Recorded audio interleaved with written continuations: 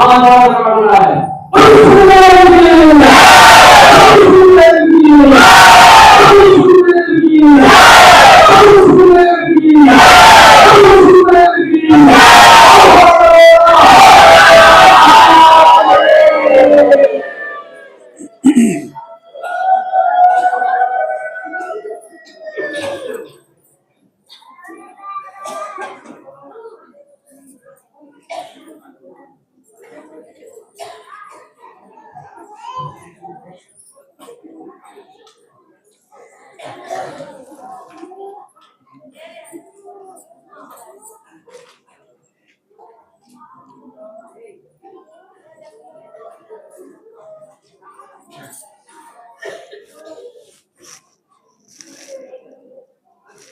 ऐसे तो कोई स्वतः ही जय जयकार नहीं करता है, इसलिए थोड़ा मिश्रा जी को प्रोत्साहित करना पड़ता है। तो वो 5 बार जोर जोर से जय जयकार कराते हैं, जिससे मेरे को भी गर्व से सीना फूलता है। हाँ, अच्छा मेरी जय जयकार हो रही है।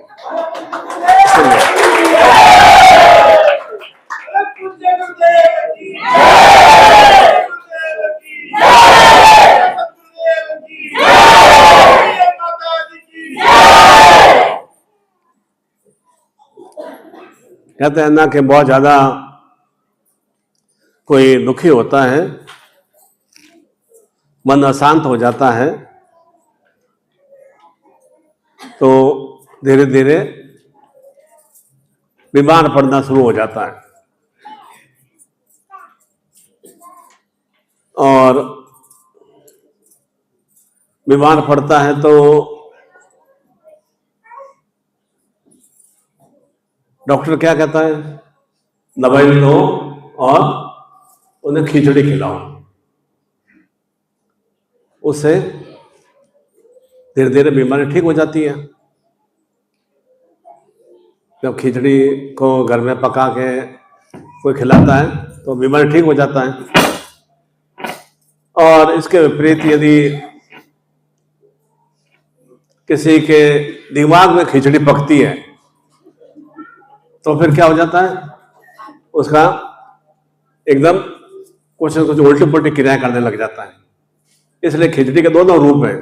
एक खिचड़ी जो हम घर में पकाते हैं वह तो हमारी बीमारी को दूर करती है और हमें एनर्जी ऊर्जा देती है, और दिमाग में किसी की खिचड़ी पकती है तो वह जीवन में अनगढ़ तरह की क्रियाएं करती है। इसलिए प्रयास यह करना चाहिए कि दिमाग में खिचड़ी नहीं पके बिल्कुल भी, तो दिमाग हमेशा शांत शांत रहना अच्छा रहता है। और बुजुर्गों ने भी कहा है कि जितना दिमाग हमारा, मस्तिष्क हमारा ठंडा रहेगा और पैर हमारे गर्म रहेंगे, उतना ही हम स्वस्थ रहेंगे।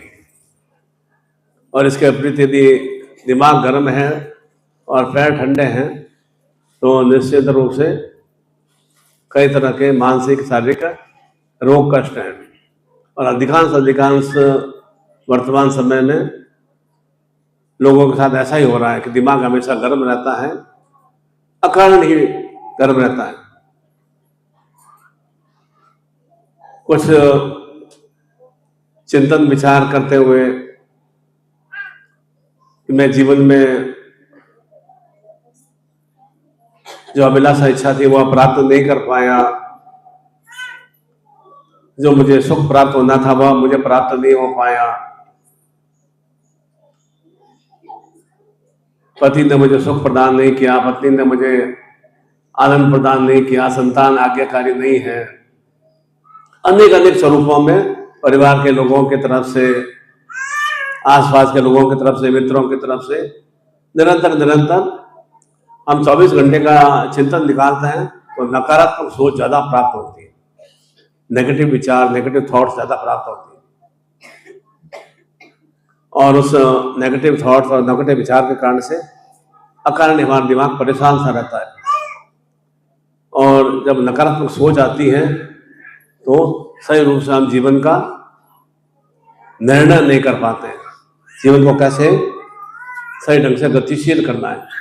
क्योंकि दिमाग में या तो शांत रहेगा तो प्रसन्नता आएगी, दिमाग में गर्मी रहेगी या नकारात्मक सोच रहेंगे तो बीमारी आएगी या अंदर कुछ न कुछ विकार आएंगे। दोनों एक साथ नहीं रह सकते कि मेरे अंदर विकार भी आए और शांत भी रहे, ऐसा नहीं होता है। इस नकारात्मकता सोच के कारण से,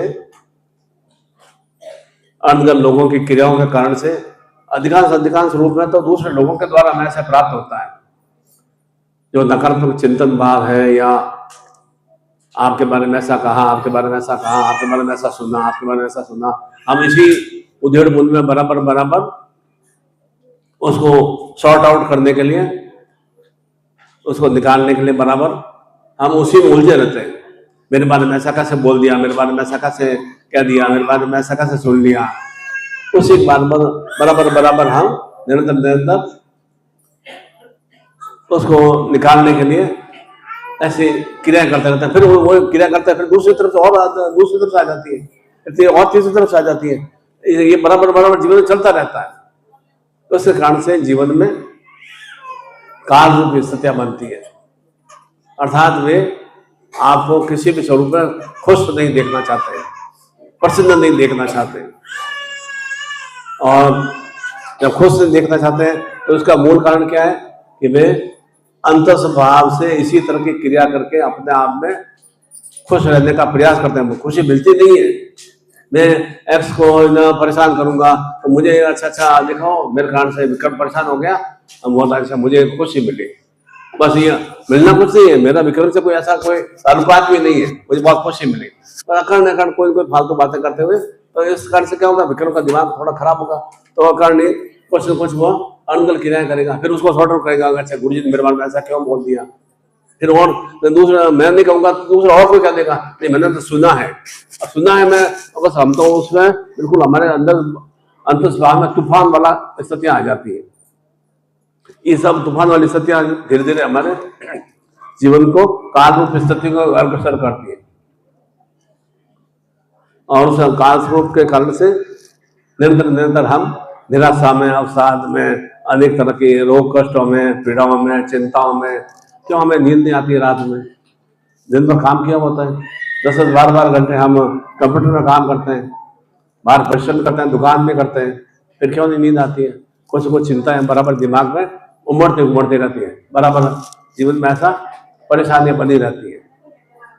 इस कारण से हमें नींद सही ढंग से नहीं आ पाती। जब नींद पूरी नहीं आती है तो क्या होता है, स्वस्थ रूप से रह नहीं पाते हैं, परेशानी रहेगी तो स्वस्थ रह नहीं पाते। डॉक्टर तो बार कहता है कि 7-8 घंटे नींद होनी चाहिए, परंतु नींद हम पूरी ले नहीं पाते। कुछ इस तरह की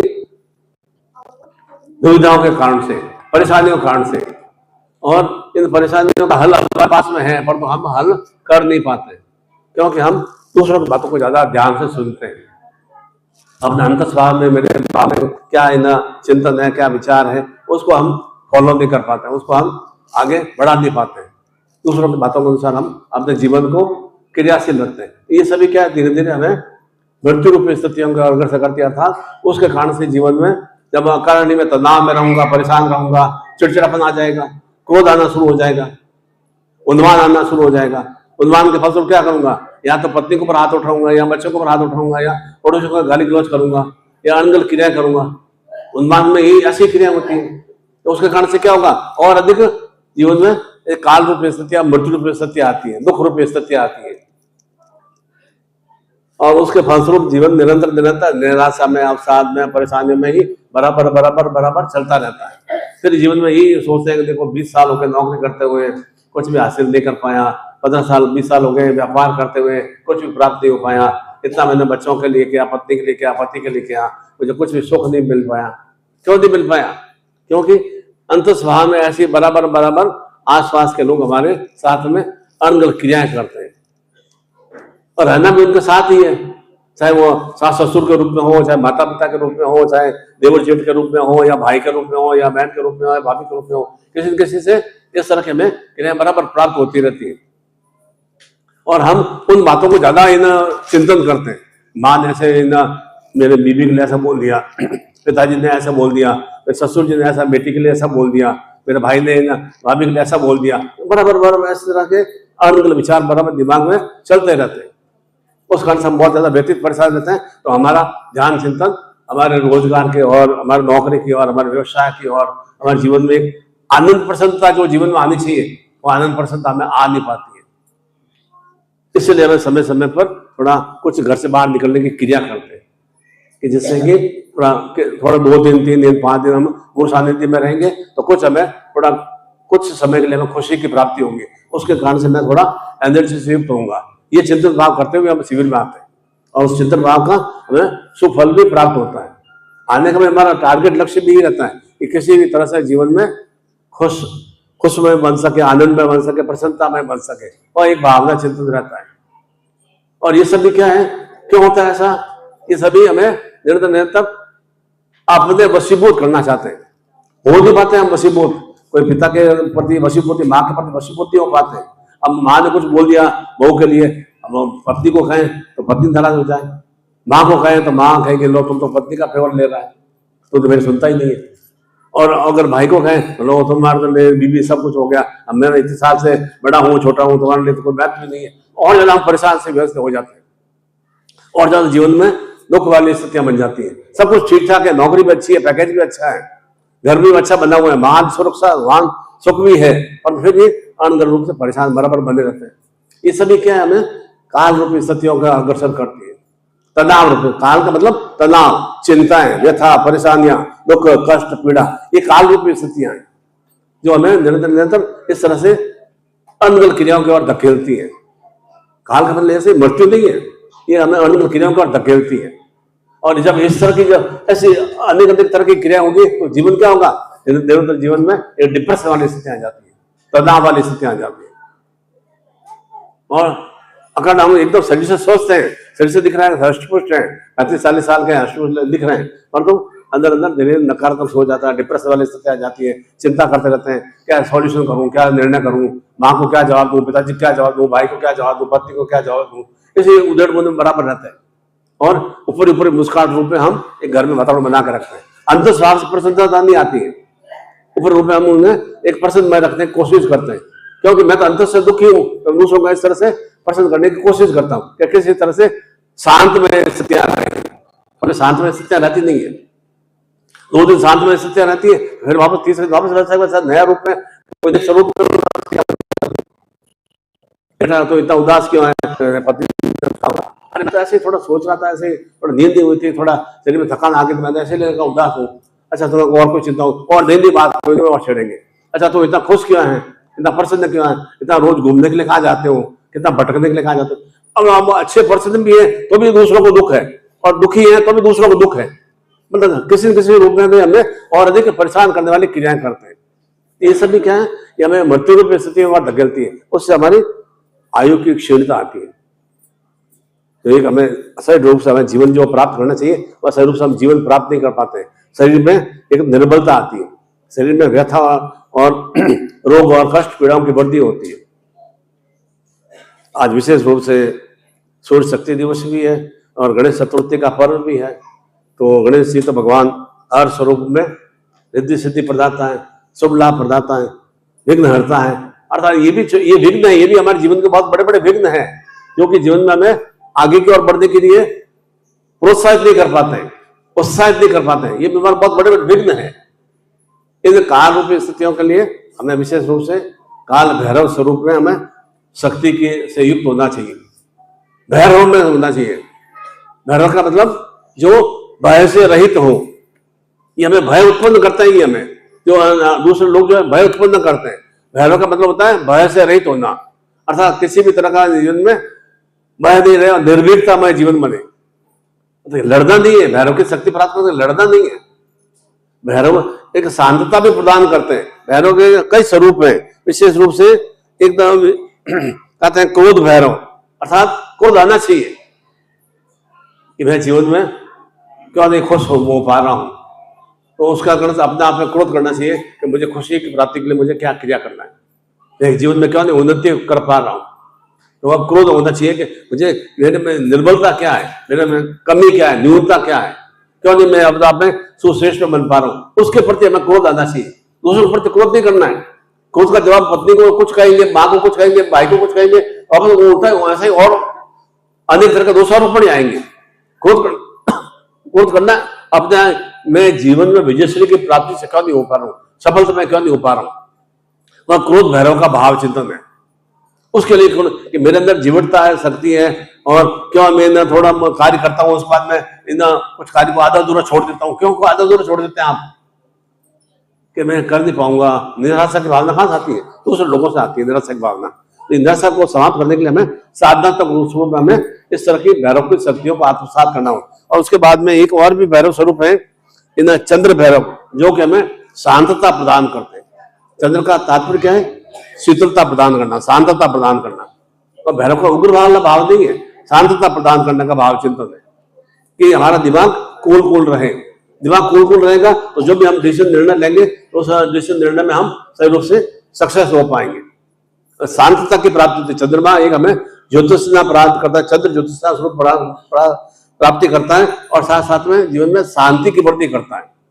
चंद्रमा की पूजा इसलिए की जाती है, बहन बेटियां करवा चतुर्थी या तीज के उपवास में चंद्रमा की पूजा करने का भाव चिंतन यही है कि परिवार में चंद्रमा के समान निरंतर अभिवृद्धि होती रहे और निरंतर जीवन में परिवार में शांतता का भाव चिंतन का विस्तार हो। चंद्रमा की पूजा करने का प्रयोजन ये है। सूर्य को अर्घ देने का भाव चिंतन है कि मेरे जीवन में सूर्य की तेज में शक्तियों का विस्तार हो। जिस तरह से निरंतर सूर्य उदय पूर्वांचल की ओर से उदय हो रहा है, निरंतर मेरे भी जीवन निरंतर सूर्य में एक तेज में शक्तियों का विस्तार हो, प्रकाश में शक्तियों का विस्तार हो, अंधकार की समाप्ति हो सके।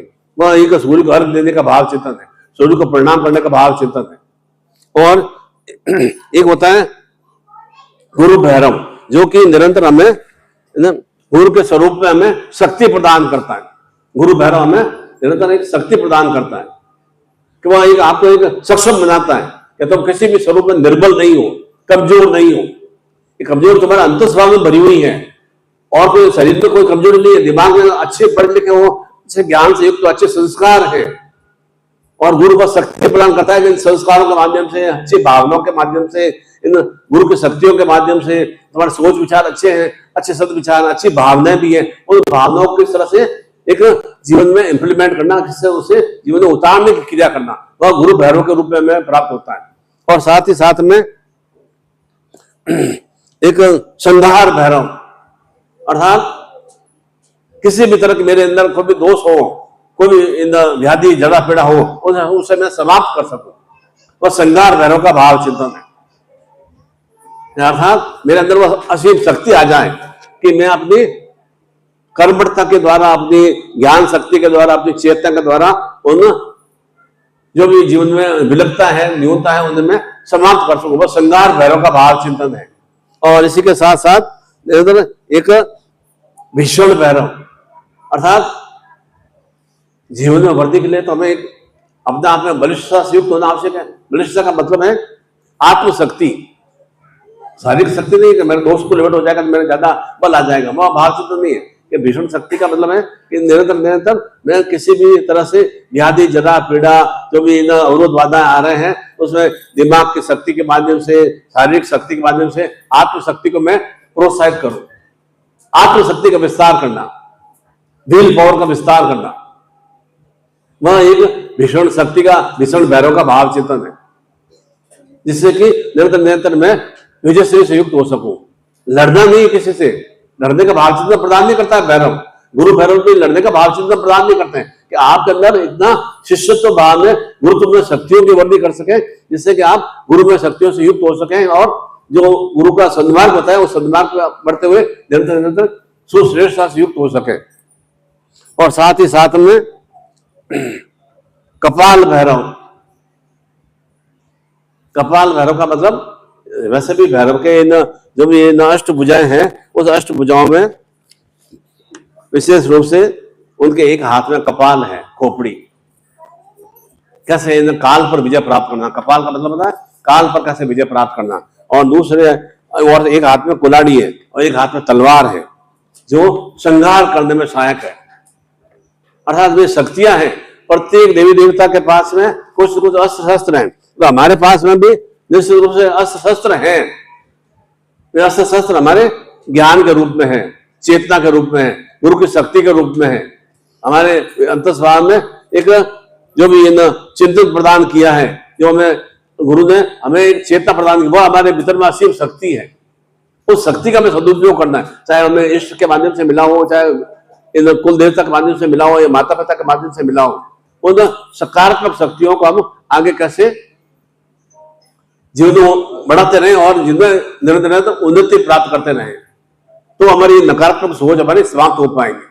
जो नेगेटिव थॉट दूसरों से प्राप्त हो रहे हैं ना, उसको समाप्तिकरण के लिए इस तरह के अष्ट भैरव रूप में हम शक्तियों से युक्त होंगे ना, तो निश्चित रूप से यह जो नेगेटिव थॉट्स आ रहे हैं, नेगेटिव विचार आ रहे हैं, और उसके कारण से परिणाम क्या प्राप्त हो रहा है, मेहनत कर रहे हैं, मेहनत का अच्छा फल नहीं मिल रहा है, शरीर के अंदर हर समय एकदम बिल्कुल एकदम हर समय निराशा की भावना रहती है, चिंता की भावना बनी रहती है, डिप्रेशन की भावना बनी रहती है, शरीर में कोई ऊर्जा भी नहीं है, कोई चेतना भी नहीं है। ये सब क्या है? ये सब हमें इससे निवृत्ति के लिए वह अष्ट स्वरूप में हमें भैरव की शक्तियों को आत्मसात करते हैं, तो निश्चित रूप से ये हम अष्ट सिद्धि से युक्त हो सकते हैं। ये सिद्धियां हैं, ये भैरव के अष्ट स्वरूप जो मैंने बताया ना, ये अष्ट सिद्धियां हैं। उन अष्ट सिद्धियों की प्राप्ति के लिए कि निरंतर निरंतर मेरा भी जीवन कपाल की तरह नहीं हो, खोपड़ी की तरह नहीं हो। जैसे मुंड जला हुआ मुंड कैसे होता है, कपाल की तरह मेरा जीवन नहीं हो। मैं कपाल की क्रिया के माध्यम से जो भी काल रूपी स्थितियां उन पर मैं विजय प्राप्त कर सकूं। मेरे हाथ में कुल्हाड़ी है, अर्थात मैं जीवन में जो भी नकारात्मक सोच चिंतन है उन्हें मैं समाप्त कर सकूं, उन्हें मैं काट सकूं। तलवार का भाव चिंतन है कि निरंतर निरंतर मैं विजयश्री एक शक्ति से युक्त हो सकूं, वह एक तलवार का भाव चिंतन है। तो उन शक्तियों को आत्मसात करने से निश्चित रूप से हमारे भीतर में ऐसी जो भी काल रूपी स्थितियां, नकारात्मक रूपी स्थितियां वे अवश्य समाप्त होती हैं और निरंतर हम भैरव में शक्तियों से, निरंतर ऊर्जा में शक्तियों से युक्त हो पाते हैं। और वह अभी हम आज विशेष रूप से सूर्य शक्ति पर्व भी है और यहाँ हम विराजमान हैं, 3, 4, 5 दिन से विराजमान है।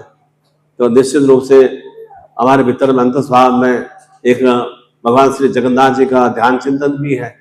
और भगवान श्री जगन्नाथ जी ने भी तो, भगवान श्री कृष्ण ने भी तो किस तरह से संसार में एक ज्ञान वृद्धि के लिए और चिंतन वृद्धि के लिए कैसे कैसे अनेक अनेक स्वरूप में लीलाएं की। और यह है एकदम तो उन्हें कोई पूजनीय नहीं बनाया गया, निश्चित रूप से उनके अंदर अनेक अनेक स्वरूपों में क्वालिटियों का, अनेक अनेक स्वरूपों में गुणों का विस्तार किया, तभी तो वे पूजनीय बन पाए ना। तो उसी तरह से हम भी जीवन में श्री कृष्ण में पूज्य बन से हम भी जीवन में भैरव शक्तियों से युक्त बन पाए, तभी तो वे हर स्वरूप में वे विजयश्री प्राप्त हुए ना। कंस का भी उन्होंने संहार किया, अनेक अनेक दुशासन का भी उन्होंने संहार किया। क्या कहा? अब यह क्या है कि शत्रु का संहार नहीं किया उन्होंने, दुशासन के लिए कहा कि तुम यार मैं हर बार मैं क्षमा करूंगा, पर तो 100 गलतियां होने के बाद में तुम फिर जीवित नहीं रहोगे। अहम था उसमें, वो निरंतर निरंतर गाली गलौज करता रहता था, अनगल क्रिया करता रहता था, किसी किसी को प्रताड़ित करता रहता था। अनेक अनेक स्वरूपों में वह जो भी इन द्वारका में रह रहे थे तो कैसे वह संताप दे रहा था। जब द्वारका से वहां कुरुक्षेत्र में आए, वहां भी वह इसी तरह से विषमतम क्रिया करने लगा। और जब 100 उसके पाप पूरे हो गए, भगवान श्री कृष्ण ने उसे समाप्त कर दिया। और एक बहुत श्रेष्ठ बात क्या चिंतन कि भगवान ने, श्री कृष्ण ने कभी भी जीवन में शस्त्र नहीं उठाया।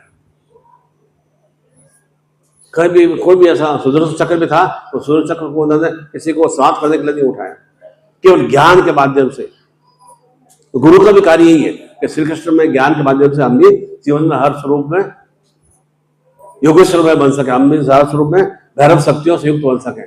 वो एक हमें चिंतन प्रदान के लिए आज विशेष रूप से ऐसे पर्व पर हम शक्तिपात दीक्षा से युक्त होंगे तो निश्चित रूप से हमारे जीवन में भी भैरव में शक्ति, अर्थात भय रहित जीवन बनेगा, निर्भीकता युक्त जीवन बनेगा। निडर में जीवन बनाना है, निर्भीकता। निडर में निर्भीकता से यह नहीं है कि हम अरे के ऊपर अत्याचार करना शुरू कर देगा, नहीं मैं तो बहुत बलशाली हो गया हूँ, मैं तो इतना सातों में सिद्धियां प्राप्त कर ली है, मेरे अंदर ये असीम शक्ति है। उसका वो हमें पावर का यूज नहीं करना है कि हमें जीवन में किस तरह से और अधिक हम सुश्रेष्ठ में स्थितियों से युक्त हो सके। हाँ, हमारे भैरव में भयरहित जीवन की प्राप्ति करना है, भय नहीं रहे। भयरहित जीवन हमें क्या करता है, हर समय हम डरे भय रहते हैं। ये छोटा सा बच्चा भी कुछ बोल देगा डर जाते हैं, तो क्या जोर से बोल जाते हैं, एकदम भयभीत हो जाते हैं। क्यों आ जाता है भय? क्यों? अंदर भय भरा हुआ है। थोड़ा सा कोई एकदम सामने आ जाता है, ऐसा हाथ खड़ा करके बैठ जाएगा ना, हम डर के हो जाएंगे, लेकिन सीधे सीधे नजर नहीं मिलाएंगे, नजर नीचे कर देंगे, मिला नहीं पाएंगे नजर, तो शायद वो कुछ क्रोध वाली स्थिति होगा, कुछ मेरे ऊपर कुछ आक्रमण नहीं कर दे, अटैक नहीं कर दे। हम वो डर क्यों बना है? ऐसे सांसारिक व्यक्तियों कारण से हमें डर बना है। ये होना चाहिए हमारे खुद में चेहरे पे ऐसा तेज हो, हमारी आंखों में ऐसा एक प्रकाश में स्थितियां हो, सामने वाला देखते हुए स्वतः ही हम नजर नीचे कर ले। और भैरव शक्ति का भाव चिंतन है कि वास्तव में इस साधक में कुछ दिव्य चेतना है, कुछ दिव्य का से युक्त है, और एक भैरव शक्ति का भाव चिंतन है, और वह हम विशेष रूप से क्रिया संपन्न करेंगे। और ठीक उसी तरह से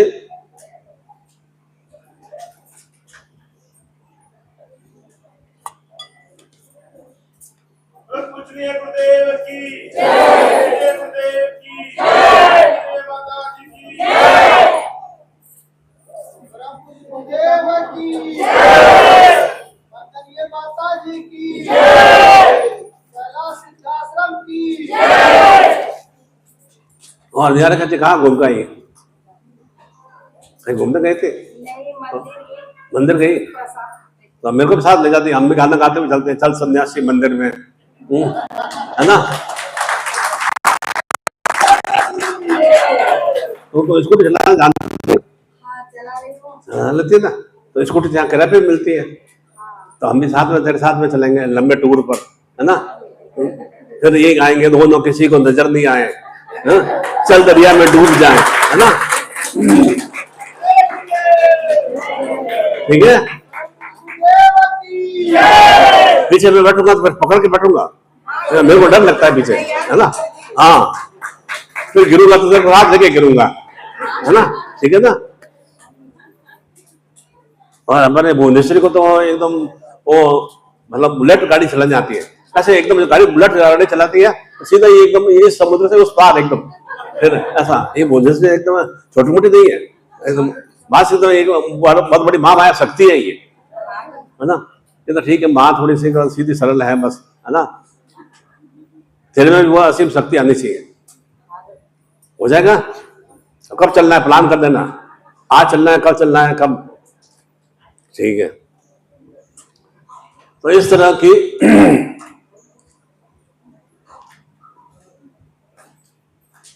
भयपूर्ण क्रियाओं से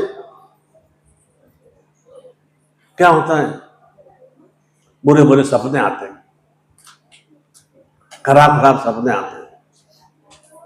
हर समय कुछ ऐसा लगता है कि कोई मेरे ऊपर इतना तलवार से लेके खड़ा है, चाकू लेके खड़ा है, कोई मारने की क्रिया कर रहा है, कोई ना मेरे को गला दबाने की क्रिया कर रहा है। ऐसा लगता है कि मेरे सीधे पर कोई बैठा है, छाती पे कोई बैठा है, ऐसा हमें एहसास होता है। क्यों एहसास होता है? बुरे सपनों के कारण से। जब ये बुरे सपने आते हैं तो मान के चलो कि आपकी नींद पूरी नहीं हुई है।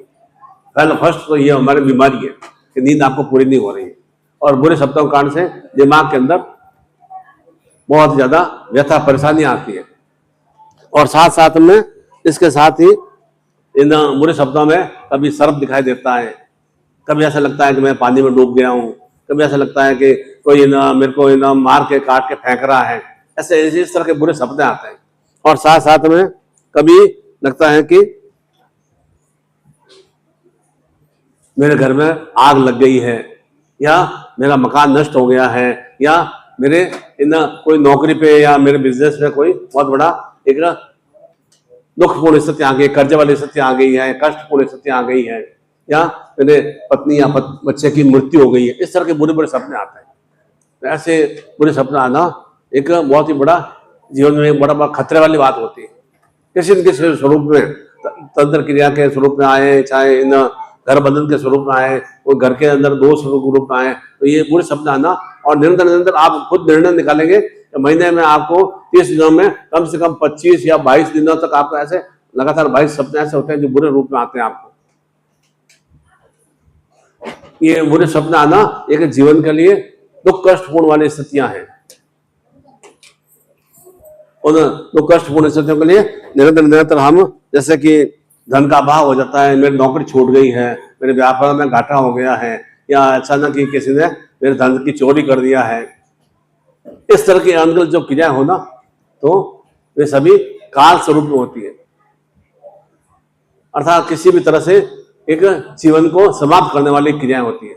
और जब जो बुरे शब्द हम लोग आँख खोलते देखते हैं, अरे अब तो 3:30 बजा है, फिर बाद में दिमाग में चिंतन याद तो रहता ही है, बुरे शब्द दिन भर याद रहते हैं।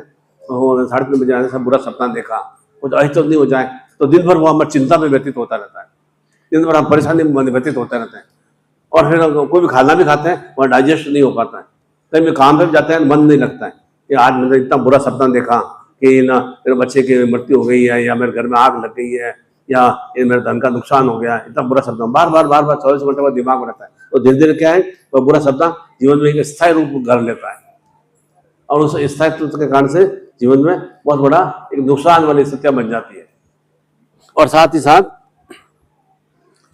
ये सभी कलिष्ठ में रोग होना कि मैं बहुत ज्यादा कैंसर वाली स्थितियां हो गई है, और कैंसर का इलाज तो कुछ नहीं है, कीमोथेरेपी करा लो। कीमोथेरेपी से क्या होगा, मेरे को यहाँ मान लो लंग्स का कैंसर है तो क्या होगा, वो जलाएंगे, उस जला के वो चमड़ी को खत्म कर देंगे, बस लंग्स को, वो एक्टिव तो लंग्स होगा नहीं।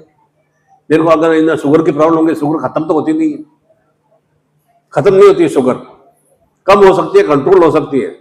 अगर मेरे को अभी 250 की शुगर है तो ठीक है 210 तक आ जाएगी, 220 तक आ जाएगी, ऐसा नहीं बिल्कुल एकदम 125 तक आ जाए, ऐसा शुगर नहीं आएगी। मेरे को हार्ट की प्रॉब्लम है, हार्ट में ठीक है मेरा 8 नलिकाएं काम नहीं कर रही है, 5 नलिकाएं काम करेंगी, परंतु ऐसा नहीं कि 8 वापस ऐसा कोई मैं 8 नलिकाएं काम करने लग जाए। तो धीरे धीरे क्या होगा, जब 3 नलिकाएं काम नहीं कर रही है तो धीरे धीरे दूसरी चौथी नलिका भी खराब होनी शुरू हो जाएगी, क्योंकि उसके ऊपर जोर पड़ता है ना। क्यों है ना, आप थोड़ा सा चलते सांस फूलने लग जाती है, 10 सीढ़ी चढ़ते आप सांस फूलने लग जाती है, 25 साल के हैं, क्यों सांस फूलने लगी। तो अर्थात निरंतर के अंदर अंतस्भाव में ऐसे काल रूपी स्थितियां हैं, रोग रूपी स्थितियां हैं। और आप खान पान में कंट्रोल में रखते हैं, बराबर थोड़ा व्यायाम भी करते हैं, घर का काम भी करते हैं, घर का काम भी करना एक व्यायाम है। बच्चों को खिलाना है, बच्चों को खुश रखना, पति को ध्यान रखना, परिवार का ध्यान रखना, वो भी एक व्यायाम है। उसके बाद में भी अनेक तरह के अंदर भाव में बीमारी आ जाती है। क्यों बीमारी आ जाती है, ये सब राहु और केतु की मध्य में जो भी चंद्रमा, मंगल, बुध, बृहस्पति, शुक्र और शनि और सूर्य, ये जब 7 ग्रह राहु और केतु के बीच में विराजमान हो जाते हैं, तब ऐसी काल रूपी स्थितियां आती है। अगर इस तरह की जीवन में किसी को ऐसी स्थितियां हैं कि मेरे को बुरे सपने आ रहे हैं, या मैं बार बार बीमार रह रहा हूं, या मतलब ऐसा घर में हानि हो रही है, तो मान के चलोगे निश्चित रूप से वो काल रूपी स्थितियां हैं। अर्थात जीवन में मृत्यु वाली स्थितियां बन रही है, और हम ऐसी मतलब काल रूपी स्थितियों में अपना जीवन बराबर निरंतर सक्रिय और क्रियाशील रखते हैं। उससे निवृत्ति के लिए भी विशेष रूप से अभी हम विशेष रूप से जीवन के साथ, वाहु के साथ में वह काल भैरव की शक्तिपात की दीक्षा और ये नवग्रह संताप दोष निवारण शक्तिपात की दीक्षा से युक्त होंगे। जैसे कि पहले तो हमारे ये आवश्यक है कि हमें नींद पूरी आए, 6 घंटे कम से कम, 6 घंटे 7 घंटे तो होना चाहिए ना, 7 घंटे कम से कम नींद होनी चाहिए। 7-8 घंटे नींद किसी को होती भी नहीं है। यंग जो भी लड़का लड़की है उसको कम से कम 8 घंटे नींद लेना चाहिए। 8 घंटे नींद होने के बाद में 16 घंटे बराबर एक्टिव रहता है, और हमारे जैसे को 6 घंटे 7 घंटे नींद आनी चाहिए, और उसके बाद हम बराबर एक्टिव रहते हैं। हमारे 16-17 घंटे बराबर एक्टिव रहते हैं, और एक्टिव नहीं रहते हैं तो मान के चलो कि नींद पूरी नहीं हो रही है। और जब नींद पूरी नहीं हो रही है तो बुरे बुरे सपने आ रहे हैं, करवटें बदल रहे हैं, टैबलेट ले रहे हैं, नींद की गोलियां ले रहे हैं, कुछ और उल्टी पुल्टी क्रियाएं कर रहे हैं, नींद आएगी नहीं उससे। नशे से, दवाई से कोई नींद थोड़ी आती है, और नींद आ भी जाएगी तो क्या हो, तो हम एक तरह से सुकून वाली नींद नहीं है, और नशे का प्रभाव है कि मैं नींद की गोली लेकर सो रहा हूं, नशे का प्रभाव है। नशे के प्रभाव से क्या शरीर के अंदर और अधिक विकार वाली स्थिति आ जाती है। ये भी हमें काल सर्प की ओर अर्थात मृत्यु की ओर धकेलती है। अर्थात कुछ इन 7 ग्रहों का जो सुप्रभाव होना चाहिए और राहु केतु ने जकड़ रखा है। जो चंद्रमा से हमें एकदम शीतलता प्राप्त होनी चाहिए, सूर्य से हमें तेजमय स्थितियां प्राप्त होनी चाहिए, मंगल से हमें जीवन में मंगल में अमंगलता का नाश होना चाहिए, बुद्ध से हमारी बुद्धि, चेतना, ज्ञान, बुद्धि, प्रज्ञा हमें रहनी चाहिए, बृहस्पति से हमें एक चिंतन भाव रहना चाहिए, और शुक्र से हमें रस वीर ओज की वृद्धि होनी चाहिए। भीतर में रस वीर ओज की वृद्धि होगी तो शरीर में ऊर्जा की वृद्धि होगी। कोई खान पान से रस वीर ओज की वृद्धि नहीं होती है, वह तो एक सहायक सत्ता प्रदान करती है। पर तो जब आप चिंता में रहोगे, आप शरीर में बीमार रहेंगे, तो आप कितना भी अच्छा से अच्छा खाना खा लो, अब आपको डाइजेस्ट नहीं होगा, पर पच भले जाएगा, पर उसका वहां सही रूप से रस भी रोज अच्छा रक्त बनेगा ही नहीं, एक सुपाच्य रूप से शरीर में ऊर्जा भी नहीं आएगी। ये तो होता क्या है कि आनंद भाव से 7-8 घंटे नींद आ रही है, 6 घंटे नींद आ रही है, तो आप थोड़ा बहुत भी खाते हैं, एकदम तृप्ति वाला भाव चिंता आ जाता है, एक प्रसन्नता वाला भाव चिंता आ जाता है, फिर अगल बगल खाने की, और जो शरीर के अंदर रोग आ जाते हैं, शुगर की प्रॉब्लम आ जाती है, ज्यादा खाने की इच्छा बनती है, ज्यादा और खाने की, मिठास खाने की, और ज्यादा खाने की इच्छा बनती है, पेट भर तो जाता है तो और भी खा लूं, और भी खा लूं। ये शुगर के प्रभाव के कारण से होता है, डायबिटीज के कारण से होता है। तो वो क्या है, वो धीरे धीरे क्या है, शरीर के अंदर वो शर्करा जमा हो रही है, शरीर के अंदर जो भी हमारी नसें है ना, वो धीरे धीरे शर्करा के कारण से फूल रही है, ब्लड के अंदर शर्करा का भाव चित्त आ रहा है, तो धीरे धीरे उसमें जमा वाली स्थिति आ रही है, तो हमारी क्या होती है, एक पेट आगे बढ़ना, एक शरीर से कोल्हू आगे बढ़ जाना, या हाथों का आगे बढ़ जाना, सीधा आगे बढ़ जाना, इस तरह से फुला हो जाना, अर्थात जीवन में क्या हो रहा है, ये एक तरह से शरीर में ऊर्जा की वृद्धि नहीं हो पा रही है, शरीर के अंदर अणुगल रूप से एक मोटापे की स्थिति आ रही है, और मोटापे के कारण से फिर क्या होगा, जॉइंट्स पेन की प्रॉब्लम आनी शुरू हो जाती है, हाथों को जॉइंट्स पेन है, आंखों का दर्द होना शुरू हो जाता है, दिमाग का धीरे धीरे काम करना बंद हो जाता है, कई बार क्या है, भूलने वाली प्रवृत्ति आ जाती है, मैंने कहा सामान रखा, अरे 2 घंटे पहले तुरंत चाबी वहां रखी थी, अब मिल नहीं रही है, तो होती वहीं पर है, अरे मैंने तो वो वहां पर रखा था, फिर प्राप्त नहीं हो पा रहा है, ये भूलने वाली प्रवृत्ति आ जाती है। इस तरह के विकार ये सभी हमें काल रूपी स्थितियों के कारण से, इन ग्रहों के प्रभाव के कारण से, राहु केतु के प्रभाव के कुप्रभाव के कारण से हमें ऐसी स्थितियां आ जाती है। मैं बोलना कुछ चाहता हूँ और बोल कुछ हो पाता हूँ, कुछ बड़बड़ाने वाली स्थितियां। बच्चे क्यों बड़बड़ाते हैं? क्योंकि उनके ऊपर कुछ क्रूर ग्रहों का प्रभाव है। आप भी देखते हैं, आप भी खुद कहीं कहीं 50 साल के 40 साल हो जाते हैं, बड़बड़ाते क्यों रहते हैं? अंदर अंदर कुछ घुटन है, और घुटन कहां से आ रही है? वह इन क्रूर ग्रहों के प्रभाव से आ रही है। वो घुटन समाप्त कैसे होगी? और साधन रूप से समाप्त होगी। ये अनगल क्रिया कहां से समाप्त होगी? ऐसे बुरे सपने आना, उनका कुप्रभाव मिलना, अनगल रूप में हर रूप में खराब वाली स्थितियां बनना घर में, और इसके कारण से क्या होगा, हर समय व्यथा परेशानी से चिंता रहेंगे तो घर में भी कला वाली स्थितियां बनेगी। फिर आप सोचोगे अब मैं इन सपनों को मेरे बारे में क्या हो जाएगा, इसे शांत करूंगा, पत्नी को शांत करूं, पति को शांत करूं, बच्चों को शांत करूं, परिवार वालों को शांत करूं, किसी को शांत करूं? आप खुद ही अशांत हैं तो आप किसी को शांत भी नहीं कर पाओगे, उनको आप शांति भी प्रदान नहीं कर पाओगे। आपके भीतर में शांति का भाव चिंतन नहीं है, ठीक है, सुख का भाव चिंतन नहीं है, तो उन्हें भी आप शांत नहीं कर पाओगे, उन्हें खुश नहीं कर पाओगे। इसी कारण से जीवन हमारा इस तरह से नारकीय स्थितियों से युक्त रहता है। इसलिए दोनों ही स्वरूप में ही हमें दीक्षा है। कहते हैं कि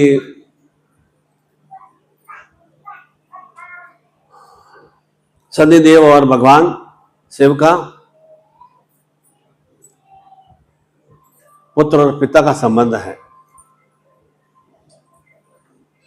और शनि जो कि केवल क्रूर ग्रह ही नहीं है, हमें सही चिंतन भी प्रदान करते हैं, चेतना भी प्रदान करते हैं, और वह चेतना हमारे जीवन में भी उतर सके, और शिव हमें निरंतर हमें जीवन में वृद्धि में स्थितियां प्रदान करते हैं। क्यों हम भगवान की उपासना करते हैं? राम की उपासना क्यों करते हैं? राम का क्या दोष था? उनको वनवास की प्राप्ति हुई, उन्हें तो केवल पिता की आज्ञा का पालन करना था, और सनातन धर्म में बताना था कि किस तरह से मैं सामान्य मनुष्य होते हुए, इतना राजसी वैभव होते हुए भी मैंने उसका परित्याग करते हुए किस तरह से मैं पुरुषोत्तम में शक्तियों से बन सकता हूं, युक्त हो सकता हूं, वह राम ने क्रिया की। इसलिए राम को वनवास में जाना पड़ा। ऐसे उनको कोई दोष ही नहीं था, उन्होंने कोई ऐसा पापपूर्ण कार्य नहीं किया कि ना माँ उसको कह दे तुम घर से निकल जाओ। केवल और केवल एक सनातन धर्म की स्थापना के लिए, और एक सांसारिक मनुष्य को बताने के लिए कि किस तरह एक लघु मनुष्य, एक लघु व्यक्ति कैसे पुरुषोत्तम में शक्तियों से युक्त बन सकता है। भगवान शिव की अभ्यर्थना क्यों करते हैं हम? भगवान शिव में कोई दोष ही नहीं था, उनका तो कोई जन्म भी नहीं हुआ, कोई मृत्यु भी नहीं हुई, फिर आजादी है, उनका तो कोई शुरुआत कहां से हुई और कहां पर खत्म हुई वो भी कुछ भी नहीं है। भगवान राम का तो वो मालूम है, चलो वे कौशल्या और दशरथ के संतान थे, उनकी मृत्यु का भी हमें ज्ञान है कि ऐसे समय आने पर उन्होंने जब राजपाट छोड़ दिया तो कैसे मृत्यु प्राप्त हुए। पर शिव का क्या था? परंतु केवल और केवल जब पार्वती अपने मायके में चली गई तो केवल ये बताने के लिए कि मैं इससे अपनी पति से असीम असीम रूप में प्रेम करता हूँ, प्यार करता हूँ, वह मेरी एक भार्या है और उस भार्या को प्राप्त करने के लिए मुझे वापस कई तरह की साधनों रूप से शक्तियों से युक्त होना है। इसलिए उन्होंने एक तांडव नृत्य भी किया, अनेक तरह की लीलाएं भी की उन्होंने संसार को बताने के लिए कि किस तरह से कैसे हम अपने गृहस्थ जीवन को सुख में बना सकें।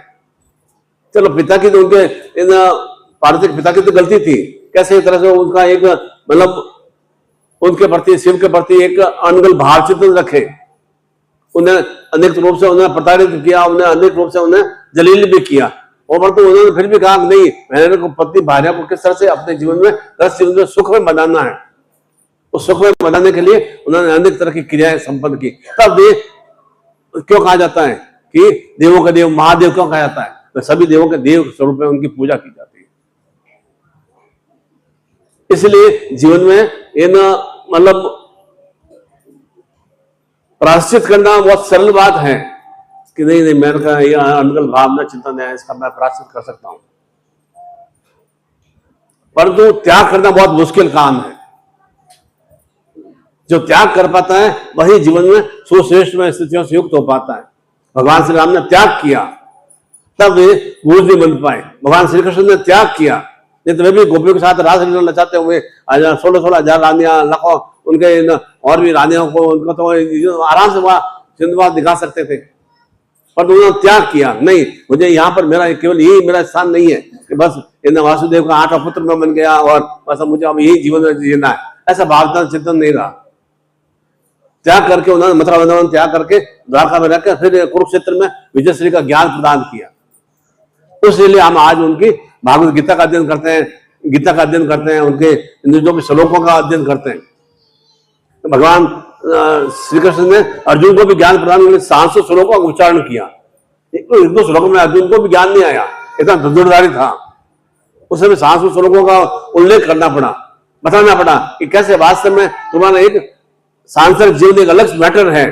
ठीक है, तुम्हारे पांडव भी भाई हैं, कौरव भी तुम्हारे भाई हैं, तुम्हारे सखा हैं, तुम्हारे सब रिश्तेदार हैं, परंतु जो जीवन में शत्रुतापूर्ण भाव चिंतन रखना है उसका संहार कैसे करना है वह उन्होंने ज्ञान दिया, कैसे तुम्हें विजय से युक्त होना है। ऐसा कोई हमें आपको दबा दे, आप दबे हुए रह जाओ, चिंतन वही चल रहा है आपके जीवन में, आपको कोई दबा देता है आप दबे हुए रहते हो, चाहे वह पति के द्वारा दबाया जाता है, परिवार के द्वारा दबाया जाता है या पति के द्वारा दबाया जाता है, आप दबे हुए रहते हैं। और किसी तरह से जीवन को काटना है, कोई थोड़ा सा इतना हल्ला कर देता है आप दब जाते हो, एकदम डर से भय से ग्रस्त हो जाते हो, और डर भय आपके जीवन में निरंतर काल रूप स्थितियां से युक्त होता है, तभी वह जीवन में आपके निरंतर आनंद स्वरूप में वह भय से युक्त बना रहता है। भयग्रस्त जीवन जी रहे हैं, आनंद में जीवन नहीं जी रहे हैं। आप भले अच्छा प्रसाद ग्रहण कर रहे हैं परंतु वह कोई उससे आपको आत्मिक एक सुकून या शांति या प्रसन्नता नहीं आ रही है।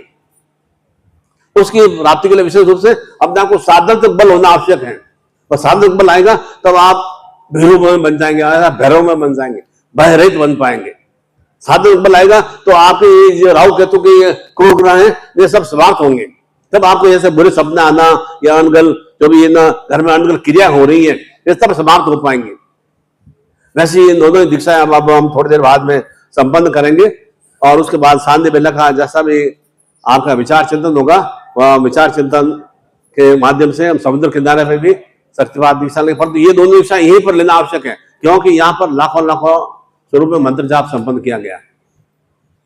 वहां पर तो एक ठीक है तीर्थ स्थान है, हजारों नदियां उसमें प्रवाहित हैं, परंतु वहां इतना लाखों रूप में मंत्र जाप नहीं हुआ। जो चैतन्य भूमि है, चैतन्य धाम है, वहां चैतन्य धाम में ये दोनों ही काल भैरव की शक्तिपात की दीक्षा और नवग्रह संताप दोष की जो भी काल रूपी स्थितियां हैं उसके निवारण के लिए शक्तिपात की दीक्षा। आपको चिंतन करना है कि मेरे जीवन में क्या भय वाली स्थितियां बन रही है, उसे मुझे समाप्त करना है। आपको चिंतन करना है कि मुझे कैसे अच्छे सपने क्यों नहीं आते कि मुझे धन की प्राप्ति हो गया, मैं एकदम वापस मेरी बीमारी खत्म हो गई, अच्छे सपने क्यों नहीं आते हैं आपको? क्योंकि ग्रहों का प्रभाव है, इसलिए अच्छे सपने नहीं आते। मैंने प्रमोशन हो गया, मेरा व्यापार में अच्छा उन्नति हो गई, मेरे 3 लड़कियां थी, मेरा अच्छा पुत्र की प्राप्ति हो गया, मेरा बेटा इतना थोड़ा बिगड़ेला था, अच्छी मतलब संगत में प्रभाव से वह अच्छे सुश्रेष्ठ पद पर आसीन हो गया। ऐसे अच्छे शब्द क्यों नहीं आते? बुरे बुरे शब्द क्यों आते? मैं भगवान के दर्शन कर पाया, मैं गुरु के दर्शन कर पाया, ऐसे आपको चिंतन आता ही नहीं है। क्यों नहीं आता है?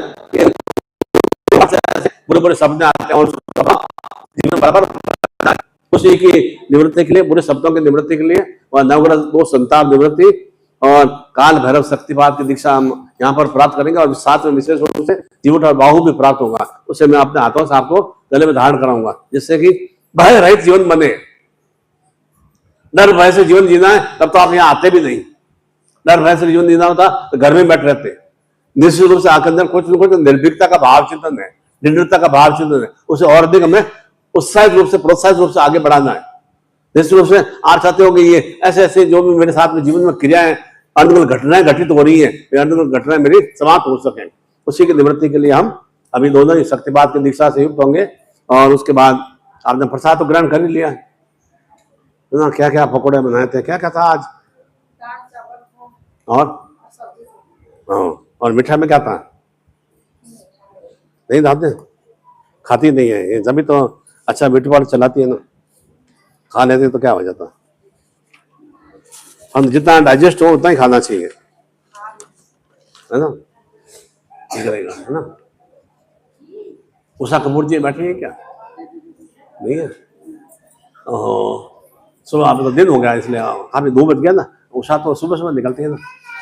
हाँ अच्छा ठीक है।